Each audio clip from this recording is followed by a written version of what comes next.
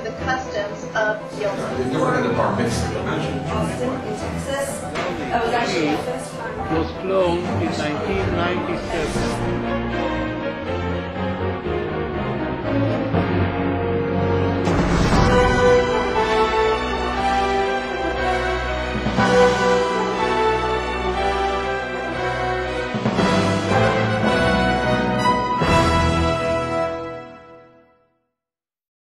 Shalom everybody, welcome to the session. Yesterday, Sunday, I had the privilege to speak in the March of the Living, Monday. This is the 19th time that thousands of Jewish youth from all over the world, 45 different countries, are marching from Auschwitz to Birkenau, and then there is a memorial assembly.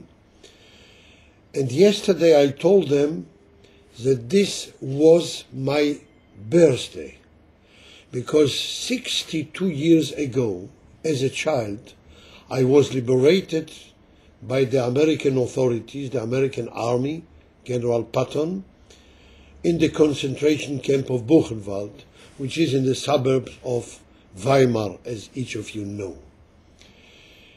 I told them the story which was told by an American officer in presence of President Reagan on the same April 11, day of liberation, but 1983, in the capital center of Maryland. There was an ingathering of 23,000 survivors of Holocaust.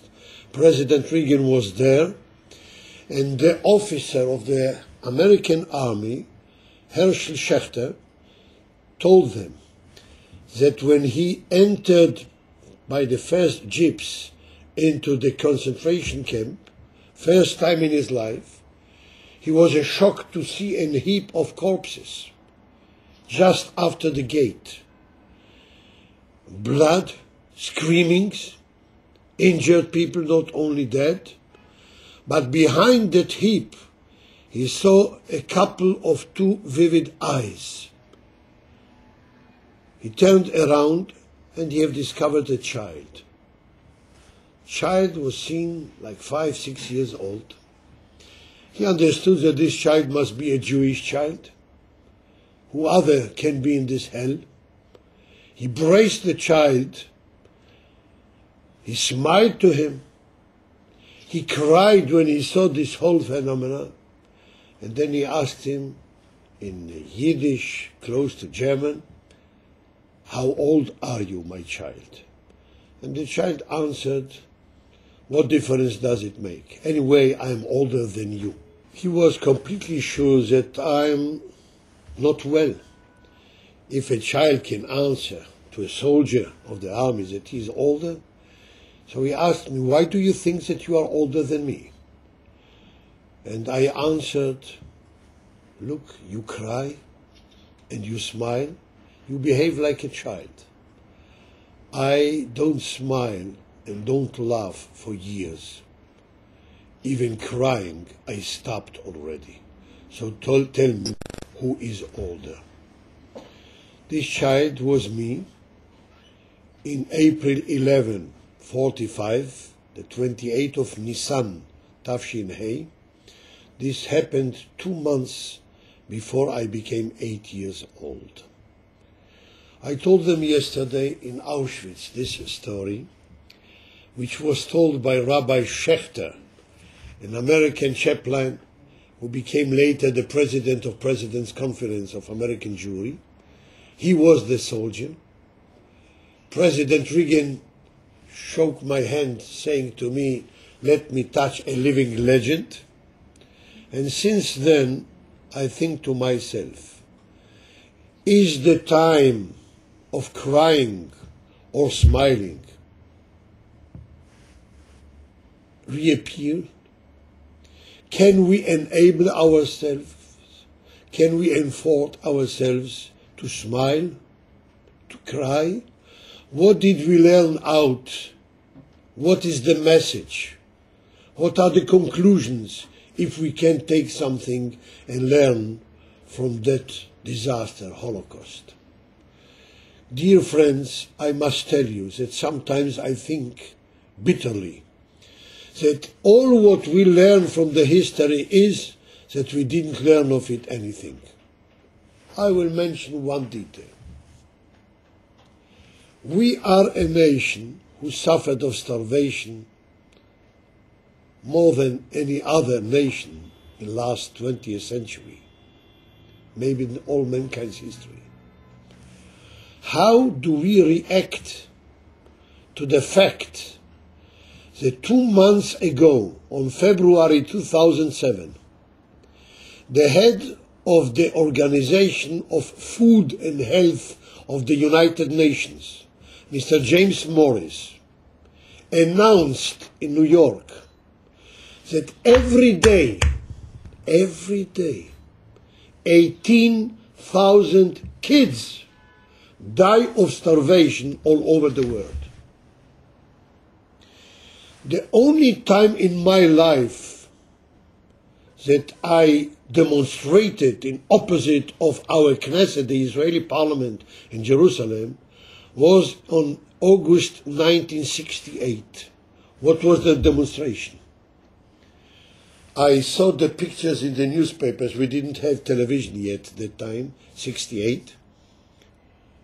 I saw the pictures of children in Biafra, in Africa, dying of starvation. This was a picture I will never forget. It reminded me our times, in my early childhood. A black child on his knees, almost fainting, almost dying, and a black bird turning around his head, waiting for the second that the boy will close his eyes, will die of starvation, and the bird will have his food. This may happen in the 21st century, when there are so many witnesses from both sides of victims and many from liberators after World War II.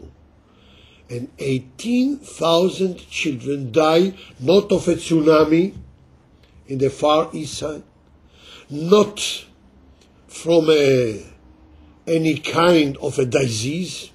It's not AIDS, it's not cancer, it's not heart problems. It's lack of organization, lack of concern, standing with doing nothing, standing on the blood of innocent children. And this may happen only 62 years after Auschwitz, Belzec, Treblinka, Majdanek, and many others. So I think we didn't learn anything. Did we? If we would learn, we wouldn't behave with such apathetism, so unconcerned to the problems and the troubles of another nation, especially innocent children. The story of Holocaust was not told by me or by my colleagues, survivors of Holocaust, after World War II. I was privileged to be among the first 200 children who came legally to the land of Israel before the establishment of the State of Israel. We arrived on July 45 already to port of Haifa, 200 orphanages. And we didn't speak and we didn't tell. We were shocked, we were painful, and sometimes we were very embarrassed to tell the story, how the world behaved to us, and we couldn't do anything. Hear the stories of the underground movements to establish a Jewish state, and the stories of the heroes of the Independence War, which took place a year and a half. Our friends told about their heroism, and we spoke about being victims. The only thing we could say was, look, in Europe, not all the victims were Jewish, but all the Jews were victims. This was the only thing we could tell, nothing but it. We didn't say, we didn't tell, the world didn't know. Then in the early 50s, a very special book was printed and published in Hebrew also, The Diary of Anna Frank. I was very curious to read it. I heard on the radio about it. My uncle and my aunt, who have brought me up in their home, they were the substitute to my parents who perished in Holocaust when I was 5.5 and 7.5 years old. My uncle and aunt were hidden the book from me. They didn't want me to go back to those dark tunnel. But I found it as a babysitter by our neighbors. I was very disappointed. The Diary of Anna Frank, which made such a noise all over the world and was translated into dozens of languages, doesn't describe even one day in a ghetto, in a labor camp, in a concentration camp, in a death camp. Speaking about the shelter in Amsterdam, social problems, family problems, I thought to myself, look, if you will tell one day of Buchenwald, carrying the skeletons, the bodies to the crematoria, people who couldn't wake up in the morning, of weakness, of diseases, of typhus, of being beaten, of starving, of freezing, this will make a noise. But what is that book of Anna Frank? Later on, when I was 15, 16 years old, I understood. We spoke all the time about 6 million victims. It was a mistake, because 6 million is an enormous number that a human being so limited and weak, cannot identify with an astronomical number of 7 numbers. Even when we spoke about 1.5 million children who perished in the Holocaust, we couldn't get the same affection. 1.5 million is too big. One child, Anna Frank, black eyes and hair, so sensitive, so talentful, writing her own diary, her experiences, her thoughts, her mind, her feelings. It's easy to identify, to feel sorrow, and to say, what a pity that this child in age of 12 probably perished somewhere in one of the concentration camps, probably Bergen-Belsen. We made the mistake speaking about millions. We didn't describe the sorrow, the pain, the destiny of a family, of a community, of one human being, one. Later on, we have discovered that we made the mistake, and we started to tell. When was it? In the Eichmann's trial, 1961, 16 years after World War II ended. People came up on the stage telling witnesses what they have seen in Auschwitz, Birkenau, and other death camps. One of my friends was the very famous author of Holocaust, Yechiel Feiner. In Hebrew he called himself Yechiel Dinur, but well known as Katzetnik. Katzetnik was a pseudonym, an anonymous name. He undersigned the books which described all his experiences in Auschwitz. He was one of the witnesses. This was the only one time that he appeared, he showed his face, and he spoke. Usually he was hidden in the shelter, writing, as he told me, not with ink but with blood, his story. after 2-3 minutes speaking about Auschwitz, the other planet, describing what he have seen on that rampa when Mengele made the selection, right and left, left and right, death and life, life and death, Katzetnik fainted on the stage and couldn't continue his witnessing. When I have met him many times later, I told him, Yechiel, I don't agree with you that you say it was on another planet, Auschwitz. It was on our planet. Same planet. I come from Buchenwald. 8 minutes walk from the National Theater of Weimar, the resource of culture, humanism, philosophy, and all the arts that German was so special and unique in them. Deutschland. 8 minutes from the theater where Goethe and Schiller and all the composers were there, authors, philosophers. The crematoria of Buchenwald, you can see it till this very last day. How can you say another planet? That's the problem. That's the disaster.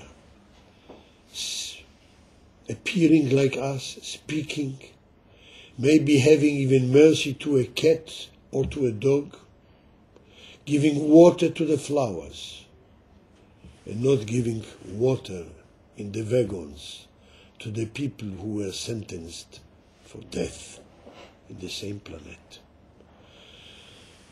The story of Eichmann's trial opened many, many wounds. And then, many years later, almost 30 years later, the Iron Curtain collapsed. All the Israelis who were disconnected from east of Europe, and with an Israeli passport you couldn't reach all these places in east of Europe, because of the collapse of communism, in 3 or 4 hours, Holocaust became much closer to the Israelis, including the youth marching in the March of the Livings. Look, in 3 hours you are in Kiev, you see Babi Yar. In 4 hours you are in Warsaw, 1 hour later in Treblinka, 2 hours later in Majdanek. In 3 hours you are in Krakow. 50 minutes from Krakow you are in Auschwitz-Birkenau. Holocaust became not a legend, not a story of Exodus from Egypt 3,300 years ago, but became very close, very known, very famous. A place you can touch. You can see the shoes, you can see the dollies, you can see the hair, you can see the suitcases, you can see the barracks, you can see the crematoria, you can see the gas chambers in Majdanek. It's real.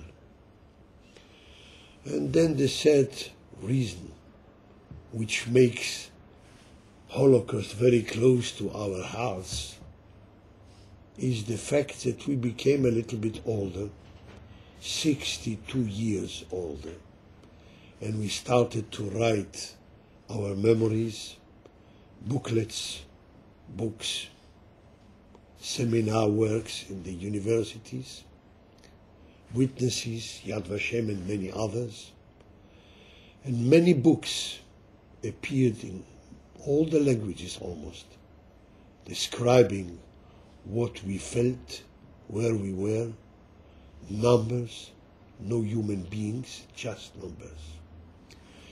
1995, April 11, exactly the anniversary of 50 years liberation of Buchenwald, as Chief Rabbi of Israel and the youngest survivor of Buchenwald, I was asked to come to Buchenwald, where there was an ingathering of all the survivors who lived 50 years after Holocaust. Jews and non-Jews from all over the world, South America, all Europe, North America, Israel. We came to Weimar, to the National Theater. Among us were Nobel Prizes from the United States, Spain, France. And I told them, look, the difference. 50 years ago, in 4 months, on January 45, I arrived here not as a human being, but as a Häftling, prisoner, number 117030. Häftling nummer 117030. No name, no personality, no rights. Now, 50 years later, I come to you as the Chief Rabbi of a Jewish independent state, the State of Israel. I have my name, I have my title, I have my function, I have my home. Do you think that because of this change, we can forget everything and forgive everything? I want to tell you no. We cannot forget, and we are not authorized to forgive. Who gave us the mandate of forgiveness? My father, who perished in Treblinka in the age of 50. My mother, who perished in Ravensbrück in the age of 44. My brother, who perished in Treblinka in the age of 13. How can I forgive in their names? We cannot take revenge. The revenge is that we exist, that we are alive, that we have our home, that we have our families. This is the only revenge we can take. We cannot forget, and we are not authorized to forgive. On September 1993, I have met in Castel Gandolfo with the former Pope, late John Paul II.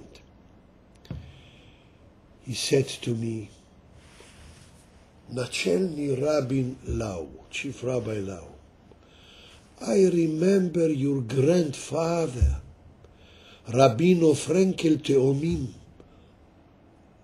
from Krakow, walking to the synagogue on Shabbat. I'm quoting the Pope exactly.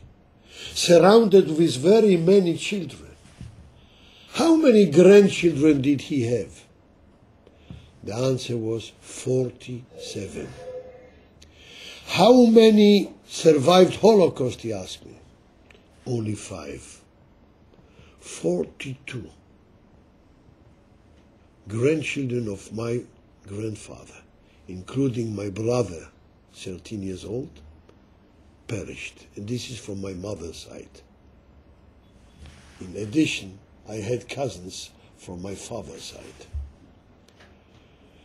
The Pope looked at the ceiling and said, wherever I go, and I was visiting already over 100 states all over the globe, I always mention and emphasize our commitment, our obligation, mankind's obligation, for the future and the continuity of our senior brother, the Jewish people.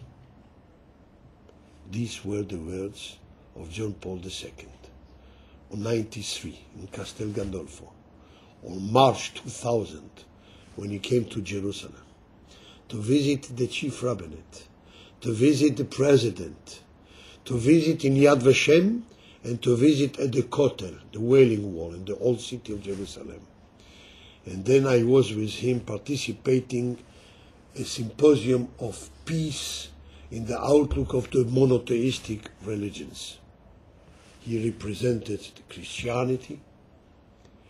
Sheikh al-Tamimi have represented the Islam, and I represented Judaism, speaking about what I called the light in the end of the dark tunnel. 6 years we lived in a dark tunnel. Did we go out of it? I am not so sure. If we hear even today, 62 years later, a president of a large state, Iran, member of the United Nations organization, United Nations, please be aware to this expression, United Nations. If he can say there was no Holocaust, we have to liquidate the Zionist identity state of Israel, to erase it. And he is a member of the United Nations. And he says this in the times that we are still alive. And those numbers are still tattooed on the arms of the very few survivors who survived. The numbers are here. And you can see the crematoria and the green and blue stains on the walls and the ceiling of the guest chambers in Majdanek today. So did we come out from the dark tunnel? Tell me. I'm not sure. I can add to it one small episode. On July 1982, almost 40 years after World War II, standing in a street in Melbourne, Australia. East St Kilda is the neighborhood, the street named Hotham Street, with another one who is dressed also like me in a rabbinic dress and black hat, undoubtedly Jewish. A car stopped. Inside of the car there were two people in age of 40 to 50, dressed very nice, dresses, ties, and one of them screamed out, "Jews! Did you pay the bill for the gas you used in the chambers?" And the car moved. I look at my friend, born in Australia. This was my first visit to that continent, asking him, "Hershey, did I understand well? Or my English is not wrong, not right. I'm wrong. It's impossible." He said, "Yes, unfortunately, that's what you have said, you have heard. Are you used to hear it?" He said, "This expression is new, but other expressions of this like I am used to hear here." So I said to myself, look, what do we have with Australia? The Jewish people or the Israeli state? Not a common border, not a problem of refugees, not decisions of UN 242 or 338. We have no fight, no clash, no conflict with Australia. How come that almost 40 years later we have to pay a bill? We, the Jewish people, didn't we pay enough? And for what? For whom? For which sake? We owe the bill? We are in an overdraft? Such an anti-Semite expressions you hear all over the world.